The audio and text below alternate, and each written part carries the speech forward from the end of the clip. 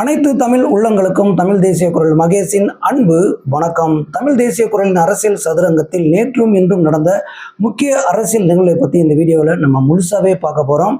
விஜய் அவர்கள் நாளை 7ஆம் தேதி பார்த்தீங்கன்னா முதல்வராக பதவியேற்க இருக்கிறார். அவர் தேர்தல் அறிக்கையில் வெளியிட்ட அந்த விஷயங்களில் எதற்கு முதல் கையெழுத்திட போகிறார் அப்படின்ற எதிர்பார்ப்பு கூடியிருக்கிறது. அதற்கப்புறம் காங்கிரஸ் பார்த்தீங்கன்னா விஜய்க்கு அதிகாரப்பூர்வமாக ஆதரவு தெரிவித்திருக்கிறார்கள். ஏடிஎம்கே முன்னாள் அமைச்சர் சி.வி. சண்முகம் அவர்கள் பார்த்தீங்கன்னா விஜய்க்கு ஆதரவு தெரிவிப்பதாக ஏடிஎம்கே அமைச்சர்களும் எம்எல்ஏக்களையும் பார்த்தீங்கன்னா கூடி பேச்சுவார்த்தை நடத்தியிருக்கிறார். இதற்கு இபிஎஸ் நிலைப்பாடு என்ன என்று அதை பற்றியும், அதுக்கப்புறம் அன்புமணியும் டிவியை கூட கூட்டணி வைத்தால் நன்றாக இருக்கும் என்று பார்த்தீங்கன்னா ஆலோசித்து வருவதாகவும் பார்த்தீங்கன்னா தகவல் வெளியே இருக்கிறது. அதை பற்றியும், அதற்கப்புறம் முக்கியமான ஒரு விஷயங்க, கொளத்தூரில் சேகர் பாபு கதறி அழுததும், அதுக்கப்புறம் புத்துவையில் கருணாநிதி ஸ்டாலின் அவர்கள் பார்த்தீங்கன்னா அழுவாத என்று சொன்ன விஷயங்கள் இருக்குது பார்த்தீங்களா, அவர் எப்படி சொன்னார் அப்படின்றதையும் நம்ம முழுசாக இந்த வீடியோவில் பார்த்துடலாங்க. தமிழகத்தில் ஆட்சி மாற்றம் வேண்டும், ஆட்சி மாற்றம் வேண்டும் என்று சொல்லி மக்கள் எல்லாம் ஒருமித்த குரலாக நினைத்துக்கிட்டு இருந்தாங்க. ஆனால் யாருமே வரலை அப்படின்னு நினைச்சிட்டு இருக்கும் பொழுது இங்கே பார்த்தீங்கன்னா விஜய் அவர்கள் கட்சி ஆரம்பித்து முதல் தேர்தலிலேயே பார்த்தீங்கன்னா வெற்றி பெற்று நாளை 7ஆம் தேதி முதல்வராக பதவியேற்க இருக்கிறார். இதில் பார்த்தீங்கன்னா நேரு உள் விளையாட்டு அரங்கில் இந்த பதவியேற்பு விழா நடைபெற இருக்கிறது. இதில் விஜய் அவர்கள் முதல் கோப்பில் எதற்காக அவர் கையெழுத்திட போகிறார் அப்படின்ற எதிர்பார்ப்பு மக்கள்கிட்ட ஏற்பட்டிருக்குங்க. அவர் அறிவித்த தேர்தல் அறிக்கையில் முக்கியமாக 2 விஷயங்களை அவர் முன்னிறுத்தி கண்டிப்பாக கையெழுத்திடுவார் அப்படின்னு சொல்லியிருக்காங்க. அது என்ன அப்படின்னு பார்த்தீங்கன்னா, அனைத்து பெண்களுமே பார்த்தீங்கன்னா தமிழ்நாட்டில் எந்த மூலை முடுக்குக்குமே இலவசமாக பேருந்தில் பயணம் செய்யலாம்னு சொன்னாங்க பார்த்தீங்களா, அந்த கோப்புல அந்த விஷயங்கள் சம்பந்தமாக அவர் கையெழுத்திட இருப்பதாகவும், அதற்கப்புறம் ஒரு வீட்டிற்கு 200 யூனிட் பார்த்தீங்கன்னா இலவசமாக வழங்கப்படும் சொன்னார் இல்லைங்களா. இந்த 2 விஷயங்களையும் முன்னிறுத்தி அவர் பார்த்தீங்கன்னா கையெழுத்திட இருப்பதாகவும் தகவல் வெளியாயிருக்கிறது. இங்க என்னன்னா, ஆட்சி மாற்றம் நடந்த பின்பு இவர்கள் எல்லாம் தேர்தல் அறிக்கையில் வெளியிட்ட விஷயங்கள் எல்லாம், அதாவது இந்த 1000 ரூபாய் கொடுத்த விஷயங்களுக்கே பார்த்தீங்கன்னா எப்படி இந்த ஆட்சியை கடனாளி ஆனதுன்னு நமக்கு தெரியும், எப்படி ஆட்சியை நடத்துறதுன்னு முடிச்சுட்டு இருந்த ஒரு விஷயமும் தெரியும். ஆனால் விஜய் அவர்கள் அறிவித்த தேர்தல் அறிக்கையை பார்க்கும் பொழுது இவர் எப்படி ஆட்சி அமைக்க போறார் அப்படின்ற கேள்விகள் எல்லாம் சலசலப்பாக பார்த்தீங்கன்னா யார் எழுப்பா, திருட்டு திராவிடம் தான் எழுப்பி கொண்டு இருக்கிறது. ஆனால் இது எப்படி சாத்தியப்படும் அப்படின்றதெல்லாம் விஜய் தரப்பில் கால்குலேஷன் போட்டு வைத்து விட்டு தான் தேர்தல் அறிக்கையை வெளியிட்டு இருக்கிறார்கள். இங்க ஊழல் நடக்காம இருந்தே நிறைய விஷயங்கள் பண்ணலாங்க. ஒரு வருடம் போகட்டும். பார்த்தீங்கன்னா இதற்கான, அதாவது இந்த ஏடிஎம்கே நடத்தின அந்த ஆட்சி இருக்கு பார்த்தீங்களா, அதற்கு மாறாக எந்த அளவுக்கு விஜய் ஆட்சி செய்வார் அப்படின்றதெல்லாம் நம்ம பொறுத்து தான் பார்க்கணும். விஜய் ஆட்சி அமைப்பதற்கு இன்னும் 10 எம்எல்ஏக்கள் தேவைப்படும் நிலையில் எப்படி அவர் நாளைக்கு பதவியேற்பு எல்லாம் நடக்கிறது, எப்படி முதலமைச்சராக பதவியேற்பார் அப்படின்ற கேள்வியெல்லாம் மக்கள் அங்கேயும் கேட்டுதான் இருக்காங்க வச்சுங்களேன். அதுக்கு பார்த்தீங்கன்னா ஆளுநர் 14 நாட்கள் அவகாசம் கொடுத்திருக்கிறார்கள். இது சம்பந்தமாக பார்த்தீங்கன்னா கூட்டணி கட்சிகளிடையே அதாவது மற்ற கட்சிகளிடையே பேச்சுவார்த்தை நடைபெற்று கொண்டு இருக்கிறது. இதுல காங்கிரஸ் 5 வேட்பாளர்கள் ஆதரவு கொடுப்பதாக சொல்லி பார்த்தீங்கன்னா பனையூரில் விஜயை சந்தித்து 5 எம்எல்ஏக்களும் பார்த்தீங்கன்னா கையெழுத்திட்டு விஜயிடம் கொடுத்து விட்டார்கள். இப்பொழுது 5 எம்எல்ஏக்கள் காங்கிரஸ் தரப்பிலிருந்து விட்டார்கள். இப்போ அடுத்ததாக இன்னும் 5 எம்எல்ஏக்களுக்கும் தேவைப்படுகிறது. காங்கிரஸ் வந்துட்டாவே அதுக்கப்புறம் கம்யூனிஸ்ட் பார்த்தீங்கன்னா மற்ற கட்சிகள் வருவதற்கும் வாய்ப்பு இருக்கிறது. இதுல திருமாவர்கள் வருவாரா அப்படின்ற கேள்வி எல்லாருமே கேட்டுட்டு இருந்தாங்க. அதற்கும் வாய்ப்பு இருக்குன்னு தான் சொல்றாங்க. ஆனால் திருமாவளவன் அவர்கள் பேசுவதை பார்க்கும் பொழுது வருவதற்கு வாய்ப்பு இல்லை அப்படின்னு தான் நமக்கு தோன்றுகிறது. இதற்கப்புறம் இன்னொரு விஷயம் என்னவென்றால், காங்கிரஸ் என்ன கூறியிருக்குது அப்படின்றது பார்த்தீங்கன்னா உள்ளாட்சி தேர்தலையும் அதுக்கப்புறம் நாடாளுமன்ற எம்பி எலெக்ஷன்லையும் பார்த்தீங்கன்னா டிவிக்கு கூட தான் கூட்டணியை அமைக்க போறோம் அப்படின்ற விஷயங்களையும் தெரிவித்து விட்டார்கள். அப்போ இங்க திமுகவோட, அதாவது திருட்டு திராவிடத்தோட சோழி முடிந்து விட்டது. இனிமேல் நீங்க அழுது புரண்டாலுமே யார்கிட்டையும் கூட்டணி வைக்க முடியாது. நீங்க அதாவது சொன்னீங்கல்ல மதவாத கட்சி, பாசிச கட்சின்னு சொன்னீங்களா பிஜேபியை, அங்கேயும் நீங்க போக முடியாது. அங்க போனீங்கன்னா தமிழ்நாட்டு மக்கள் என்ன பண்ணுவாங்க அப்படின்றது அவங்களுக்கு நல்லாவே தெரியும். காங்கிரஸ் ஒரு கண்டிஷனுடன் தான் பார்த்தீங்கன்னா விஜய் அவர்களுடன் கூட்டணி அமைக்கிறார்கள். அது என்னன்னு பார்த்தீங்கன்னா, மதவாத கட்சிகளுடன் இருக்கும் கட்சிகளை நீங்கள் கூட்டணியில் சேர்க்கக்கூடாது அப்படின்னு சொல்லியிருக்காங்க. அப்போ மதவாத கட்சினா இது பிஜேபி தான். அப்போ ஏடிஎம்கே உள்ள வருமா, அப்புறம் அன்புமணி வர்றதுக்கு தயாராக இருப்பதாகவும் தகவல் வெளியே இருக்கிறது. அது பேச்சுவார்த்தை நடைபெற்று கொண்டிருப்பதும் தகவல் வெளியே இருக்கிறது. இதெல்லாம் எப்படி சாத்தியமாகும், எப்படி நடக்கவும் அப்படின்றத நம்ம பொறுத்து தான் பார்க்கணும். இதில் காங்கிரஸ் இந்த கண்டிஷன் போட்டதை விஜய் அவர்கள் ஏற்றுக்கொண்டு விட்டாரா இல்லையா அப்படின்றதும் இன்னும் ஒரு சில நாட்களில் தான் தெரியும் வச்சுக்கலாம். அதாவது இந்த பதவியேற்பு விழா முடிந்ததுக்கப்புறம் தெரியும். ஒருவேளை அந்த சைட்லேருந்து யாரும் வந்தாங்கன்னா காங்கிரஸ் கண்டிப்பாக வெளியே போயிடும். ஏன்னா காங்கிரஸின் கொள்கையும் பிஜேபியின் கொள்கையும் வேறு, எதிர் துருவமாக இருக்கிறார்கள் என்பது நமக்கு நன்றாகவே தெரியும். ஆனால் என்ன நடக்கப் போகிறது அப்படின்றதையும் நாம் பொறுத்திருந்து பார்க்கலாம். விஜய் அவர்கள் எலெக்ஷனுக்கு முன்னாடி ஆட்சியில் பங்கு அதிகாரத்தில் பங்கு தருகிறோம் அப்படின்னு தான் கூட்டணிக்கு அழைத்தார். ஆனால் யாருமே வரலைங்க. ஏன்னா விஜய் வெற்றி பெறுவார் அப்படின்ற ஒரு சந்தேகம் இருந்ததுனால பார்த்தீங்கன்னா பிச்சுக்கிட்டு ஓடிட்டாங்க. ஆனால் இப்போ தலையை பிச்சுக்கிட்டு உட்காந்துருக்காருன்னு வச்சுங்களேன், எப்படா விஜய்கிட்ட போய் கேட்கறது அப்படின்னு சொல்லி. ஆனால் அதை மீறியும் சிவி சண்முகம் அவர்கள், அதாவது ஏடிஎம்கே எம்எல்ஏயான சிவி சண்முகம் அவர்கள், அவர் சார்ந்த எம்எல்ஏக்கள் எல்லாம் அழைத்து நாம் போன தடவையும் ஆட்சி அமைக்கல, அதாவது திமுக தான் ஆட்சியில் இருந்தது. இந்த தடவையும் நம்ம பார்த்தீங்கன்னா டிவிக்கு கூட கூட்டணி வைக்கலன்னா இந்த மாதிரி பார்த்தீங்கன்னா ஆட்சியில் இல்லாமலே நம்ம போய்விடுவோம்.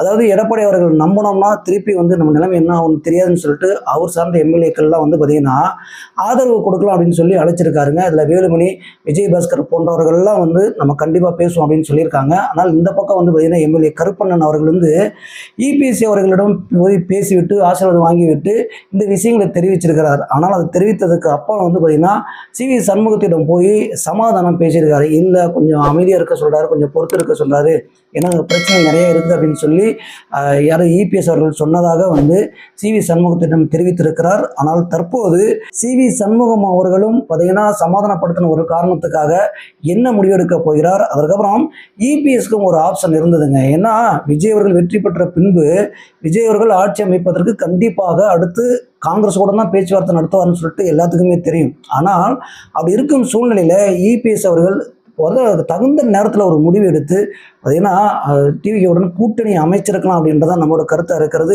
ஏன் அவர் பின்வாங்கினார் அப்படின்றதும் ஒரு கேள்விக்குறியாக இருக்கிறது. ஏனென்றால் இதில் தாமதப்படுத்தினால் மற்ற கட்சிகள் கூட்டணி அமைத்த பின்பு இங்கே இப்போ காங்கிரஸ் ஒரு கண்டிஷன் போட்டிருக்கு பார்த்தீங்களா, அதாவது மதவாத கட்சியில் இருக்கிறவங்க யாரையுமே கூடக்கூடாதுன்னு சொல்லி இந்த மாதிரி விஷயங்கள் வரும்பொழுது இங்கே விஜய் அவர்களும் ஏடிஎம்கே ஒரு பக்கம் யோசித்துட்டு முடிவு செய்திருந்தாலுமே கூட்டணி அமைப்பதில் சில சிக்கல்கள் ஏற்படும்ல, அந்த சிக்கலை தான் நிற்கிது.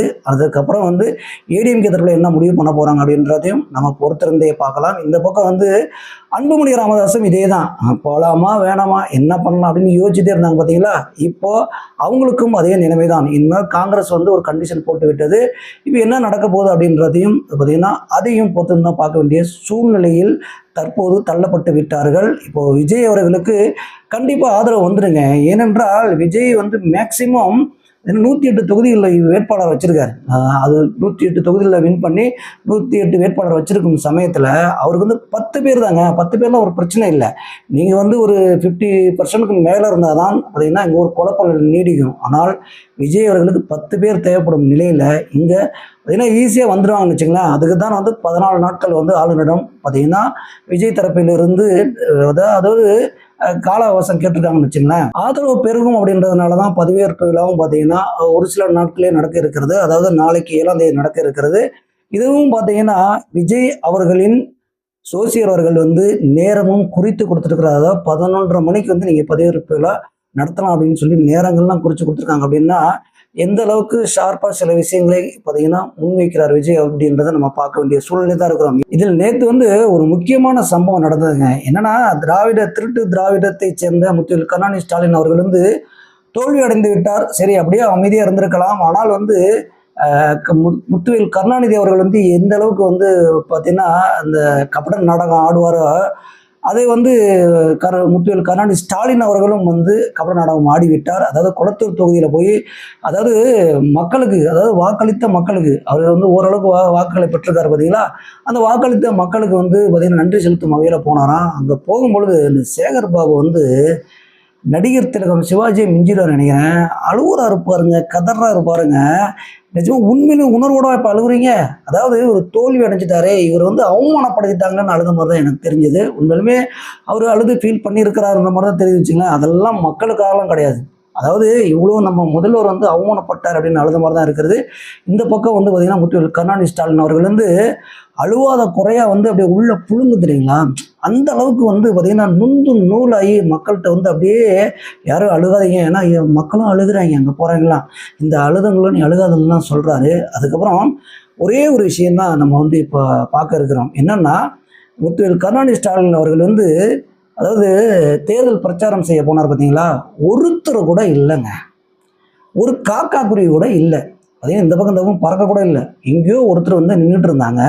ஏன்னா வாகனம் வந்து எங்கே ஆரம்பித்ததோ எல்லை முடிவதற்குள்ளே பார்த்தீங்கன்னா அப்படியே சர்ன்னு போய் சேர்ந்து விட்டது. அதனால் இப்போ எப்பறம் இவ்வளோ கூட்டம் வந்துச்சு அப்படின்றத பார்க்கும்போது பார்த்தீங்கன்னா இவங்க தான் வந்து என்ன பண்ணுவாங்கன்னு தெரியுமே, பிரியாணிக்கும் 200 ரூபாய்க்கும் என்னென்ன பண்ணுவாங்கன்னு தெரியும். மக்களை கூட்டிட்டு வந்து அழ வைத்திருக்கிறார்கள். உண்மையில அழுதவங்களும் இருக்காங்க, நம்ம இல்லைன்னா சொல்ல முடியாது. ஏன்னா கதறி அழுதவங்களும் இருக்காங்க, அதற்கப்புறம் வந்து கதறி அழுத சொன்னவங்களும் உள்ளே இருக்காங்க.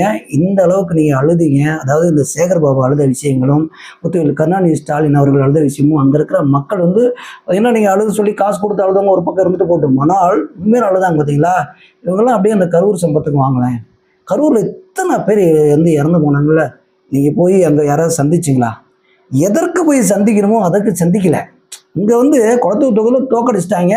தோக்கடிக்கு நன்றி சொல்ல போய் நீங்கள் அளவு விட்டு மீடியாவில் ஒரு விஷயத்தை வந்து பரப்பி மக்கள்கிட்ட வந்து என்ன எதிர்பார்க்குறீங்க? அதாவது மக்கள்கிட்ட வந்து ஒரு ஆதரவு எதிர்பார்க்குறீங்க. அதாவது ஆதரவு குரல் வந்து அதாவது நம்ம முதல்வருக்கு இப்படி நிலைமை ஆயிடுச்சுன்ற ஒரு பரிதாப நிலையை எதிர்பார்க்குறீங்களா? இல்லை என்ன எதிர்பார்க்குறீங்க அப்படின்றதே தெரியலங்க. எதுக்கு அங்கே போனீங்க? எதுக்கு அழ விட்டீங்க? நீ எதுக்கு அழுதீங்க? சேகர் பாபு எதுக்கு அழுது புரண்டாரு? இதெல்லாம் எங்களுக்கு ஒன்றுமே புரியல அப்படின்னு நினச்சிட்டு இருக்கீங்க. நீங்கள் நடிக்கிற நாடகம் எல்லாம் எல்லாத்துக்குமே தெரியும்.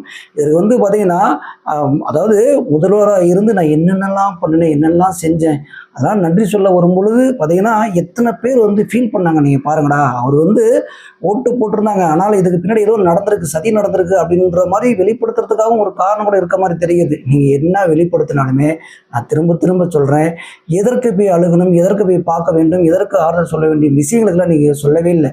நான் கரூர் சம்பவத்தை எக்ஸாம்பிள் தான் சொன்னேன். ஆனால் ஒட்டுமொத்த தமிழ்நாட்டிலும் நடந்த பிரச்சனைகளை பார்க்கும் பொழுது ஒரு நாள் கூட நீங்கள் ஃபீல் பண்ணி அது வந்து சொன்ன மாதிரியே தெரியல. அஜித்குமார் அவர்கள் வந்து மரணம் அடைஞ்சார் தெரியுங்களா? அதாவது இந்த காவலாளி அந்த இந்த நிக்கிதா கம்ப்ளைண்ட் கொடுத்தாங்களே திருடிட்டு, அஜித்குமார் வந்து அடித்து அந்த 5 காவலர்கள் வந்து கொலை செய்யப்பட்ட சம்பவம். இந்த பக்கம் வந்து பார்த்தீங்கன்னா கவின் வந்து ஆவணப்படுகொலைக்கெல்லாம் நாங்கள் தான் வந்து எப்படி சொன்னார் தெரியுங்களா? அதான் வந்து கேஸ் ஃபைல் பண்ணியாச்சு, அதான் வந்து எல்லாமே பார்த்துட்டு இருக்கோமே, அப்புறம் என்ன அப்படின்னு கேட்டார். இப்போ நாங்களும் அதே சொன்னால் உங்களுக்கு எப்படி கோபம் வருமா இல்லையா? எந்த அளவுக்கு கேவலமான ஒரு ஆட்சியை பண்ணிட்டு உங்களை வந்து மக்களே ஏற்றுக்கல, முதல்வரை உங்களை வந்து தோக்கடிச்சிட்டாங்க. அப்படிங்கும்போது போய் அழுது புலம்பி அவங்களும் அள விட்டு 200 ரூபா கொடுத்து அழ சொல்லி ஒப்படைக்க சொன்னால் மக்களை நம்பிடுவாங்களா? எதற்கு இந்த கபட நாடகம்? நீங்கள் எத்தனை நாடகம் வேணால் தொடருங்க. இனிமேல் வந்து 2031 35 இனிமேல் நீங்கள் உங்கள் 70 வருஷ ஜோலி முடிஞ்சுது அப்படின்னு நினச்சிங்க, அவ்வளோதான். விஜய் அவர்கள் வந்து சத்தமே இல்லாமல் ஒரு விஷயத்தை பண்ண இருக்கிறாங்க. ஆனால் இதை பற்றி எந்த ஊடகங்கள்லையும் பார்த்தீங்கன்னா தகவலே வெளியாகல நினச்சிங்க. அதாவது பனையூரில் சட்டமன்ற உறுப்பினர்கள் ஆலோசனை கூட்டமும் நிர்வாகிகள் ஆலோசனை கூட்டமும் பலதரப்பட்ட ஆலோசனை கூட்டமும் நடந்துச்சுன்னு வச்சுங்களேன். அந்த கூட்டத்தில் முக்கிய நிர்வாகிகளுடன் வந்து பார்த்திங்கன்னா சட்ட மேலவையை அமைக்கலாம் அப்படின்னு சொல்லி ஒரு விஷயத்தை வந்து பேசியிருக்காங்க. அப்போது சட்ட மேலவை அப்படின்னா என்ன அப்படின்னு நம்ம கேட்குறோம் பார்த்தீங்களா? அதாவது பன்முகத்தன்மை கொண்ட நிர்வாகிகளை வந்து நிர்ணயிப்பது. இந்த நிர்வாகிகளை நிர்ணயிச்சிட்டோம் அப்படின்னா சட்டம் ஒழுங்கை வந்து எப்படி சீர் செய்யலாம், அதாவது தமிழ்நாட்டில் நடக்கும் திட்டங்களை எப்படி அறிவிக்கலாம், அந்த திட்டங்களை எப்படி செயல்படுத்தலாம் அப்படின்னு சொல்லி முக்கிய, அதாவது இதற்கு முன்னாடி வந்து ஐஏஎஸ் ஐபிஎஸ் இருந்தவர்கள், முன்னாள் நீதியாக இருந்தவர்கள், இந்த மாதிரி இப்போ நம்ம வந்து ஆல்ரெடி சொன்னோம் பார்த்தீங்களா, விஜய் கிழக்கு தொகுதியில், அதாவது திருச்சி கிழக்கு தொகுதியில் வந்து அதாவது அவர் ராஜினாமா செஞ்சிட்டார் அப்படின்னா அங்கே சகாயம் ஐஏஎஸ்ஐ நிறுத்துவதற்காக திட்டம் வந்து இருக்குது அப்படின்னு சொல்லியிருந்தாங்க. அதுக்கப்புறம் வந்து அங்கே வந்து நிறுத்தலை அப்படின்னா ஒரு முக்கிய பொறுப்பு கொடுக்குவதற்கான வாய்ப்பு இருக்குன்னு சொன்னாங்க. அந்த மாதிரி இங்கே சட்ட மேலவையை அமுல்படுத்திட்டாங்க அப்படின்னா இங்கே வந்து கிட்டத்தட்ட ஒரு 50க்கும் மேற்பட்டவர்கள் வந்து அதாவது விஜய் கட்சிக்கு ஆலோசனை கூறுவதற்காக இவர்களை நிர்ணயிக்கலாம். இந்த திட்டத்தை வந்து பார்த்திங்கன்னா விஜய் அவர்கள் பதவியேற்ற பின்பு சட்டசபையில் இதை கொண்டு வருவதற்கு இந்த ஆலோசனை கூட்டம் நடத்திருக்காங்கன்னு சொல்கிறாங்க. அப்போது இந்த சட்ட மேலவையை அமைப்பதற்கு என்னென்ன வழிமுறை இருக்குது அப்படின்னு பார்த்தீங்கன்னா இதற்கு முன்னாடி இருந்துச்சு அப்படின்னு கேட்டிங்கன்னா கண்டிப்பாக இருந்தது, அதுவும் கலைக்கப்பட்டது. 1986 எம்ஜிஆர் அவர்கள் வந்து இந்த சட்ட மேலவையை வந்து கொண்டு வந்தார், உறுப்பினர்களை வந்து சேர்த்தார். ஆனால் இது நாடாளுமன்றத்தில் வந்து நிராகரிக்கப்பட்டது. ஏன் நிராகரிக்கப்பட்டது அப்படின்னு பார்த்தீங்கன்னா சட்டசபையில் 3/2 பங்கு சட்டசபை உறுப்பினர்கள் வந்து இதற்கு ஆதரவு தெரிவித்தாங்கன்னா இந்த திட்டம் வந்து நாடாளுமன்றத்தில் ஏன்னா சட்டமாகவே இயற்றப்படும் சொல்லியிருக்காங்க. பார்த்தீங்கன்னா நல்லா யோசிச்சு பாருங்க, சட்டமாக இயற்றப்படும் சொல்கிறாங்க. அதற்கப்புறம் வந்து தொடர்ந்து தமிழ்நாட்டில் இந்த சட்டம் இருக்குன்னு வச்சுங்களேன். ஆனால் தற்போது இங்கே டிஎம்கே ஆட்சியில் இருந்த பொழுது பார்த்தீங்கன்னா 1989 அதுக்கப்புறம் 1996 2010 இந்த ஆண்டுகள்லாம் இதற்கு வந்து சட்டசபையில் தீர்மானம் கொண்டு வந்தாங்க, அங்கே பேச்சுவார்த்தை நடத்தினாங்க. ஆனால் அதிமுக தரப்பில் எதிர்ப்பு தெரிவித்து பார்த்தீங்கன்னா இது சட்டம் நிறைவேற்றப்படாமலே இருந்தது. 2021 முத்துவேல் கருணாநிதி ஸ்டாலின் அவர்கள் வந்து தேர்தல் அறிக்கையில் இதை குறிப்பிட்டு பார்த்தீங்கன்னா சட்டம் இயற்றப்படும் அப்படின்னே சொன்னார். ஆனால் இங்கு அதிமுகவின் எதிர்ப்பு குரலால் இது நடக்காமலே போய்விட்டது. இந்த தடவை முத்துவேல் கருணாநிதி ஸ்டாலினும் படுதோல்வி அடைந்து விட்டால். ஆனால் இந்த விஷயங்களை அதாவது முதல்வர் எம்ஜிஆர் அவர்களின் பாணியிலே நான் ஆட்சி அமைப்பேன், எம்ஜிஆர் போல செயல்படுவேன் அப்படின்னு விஜய் அவர்கள் சொன்னார் பார்த்தீங்களா. இப்போ 1986 போய் எம்ஜிஆர் என்ன செய்தாரோ அந்த விஷயத்தை தூக்கி கொண்டு வந்திருக்கிறார் அப்படின்றத நீங்க பாருங்களேன். அப்போ எந்த அளவுக்கு இவர் ஆட்சி செய்ய போறாரு, இவருக்கு வந்து அனுபவம் இருக்கா இல்லையா, இந்த புதுசா வந்தவங்கலாம் வந்து அனுபவம் கத்துக்கிட்டு என்ன பண்ண போறாங்க அப்படின்னு கேள்வி கேட்டவங்களுக்கு மூக்கு மேலே விரல் வை ராஜா அப்படின்ற மாதிரி தான் இருக்கிறது. விஜய் அவர்கள்ட்ட ஒருத்தர் சொல்லியிருந்திருக்கலாம், இல்லைன்னா ஆலோசனை கொடுத்துருக்கலாம், இல்லை அவருக்கே தெரிந்திருக்கலாம். ஆனால் எந்த திட்டத்தை கொண்டு வராருன்னு பார்த்துங்க, தமிழ்நாட்டிற்கு தற்போது தேவையான ஒரு விஷயத்தை கொண்டு வந்திருக்கிறார். கிட்டத்தட்ட 50 60 70 உறுப்பினர்களையும் இதில் சேர்க்கலாமா, அதற்கு ஒரு தலைவரை நிர்ணயிப்பார்கள். அதற்கு தான் சகாயம் IAS அவர்களையும் நிர்ணயிப்பதற்கு பேசி கொண்டும் இருக்கிறார்கள், அதற்கான ஆலோசனை நடத்தி கொண்டிருந்திருக்கிறார்கள். இது பார்த்தீங்கன்னா சட்டசபை போனதற்கு பின்பு, அதாவது விஜய் அவர்கள் பதவியேற்ற பின்பு இந்த விஷயங்கள் எல்லாம் ஆலோசிக்கப்பட்டு கண்டிப்பாக முடிவெடுக்கப்படும் அப்படின்னு விஜய் தரப்பிலிருந்து, அதாவது தமிழக வெற்றி கழக தரப்பிலிருந்து தகவல் வெளியாயிருக்கிறது.